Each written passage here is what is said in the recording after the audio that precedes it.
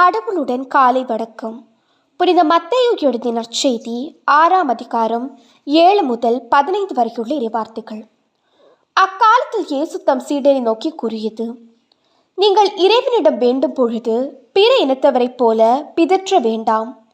மிகுதியான சொற்களை அடுக்கிக் கொண்டே போவதால் தங்கள் வேண்டுதல் கேட்கப்படும் என அவர்கள் நினைக்கிறார்கள். நீங்கள் அவர்களைப் போல் இருக்க வேண்டாம். ஏனெனில் நீங்கள் கேட்கும் முன்னரே உங்கள் தேவையை உங்கள் தந்தை அறிந்திருக்கிறார். ஆகவே நீங்கள் இவ்வாறு இறைவனிடம் வேண்டுங்கள்: விண்ணுலகில் இருக்கிற எங்கள் தந்தையே, உமது பெயர் தூயதென போற்ற பெறுக. உமது ஆட்சி வருக.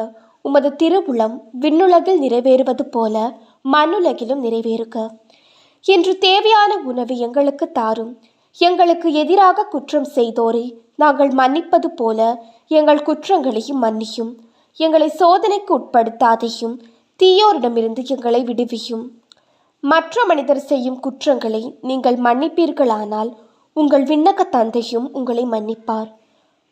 மற்ற மனிதரை நீங்கள் மன்னிக்காவிடில் உங்கள் தந்தையும் உங்கள் குற்றங்களை மன்னிக்க மாட்டார். இது கிறிஸ்துவின் நற்செய்தி.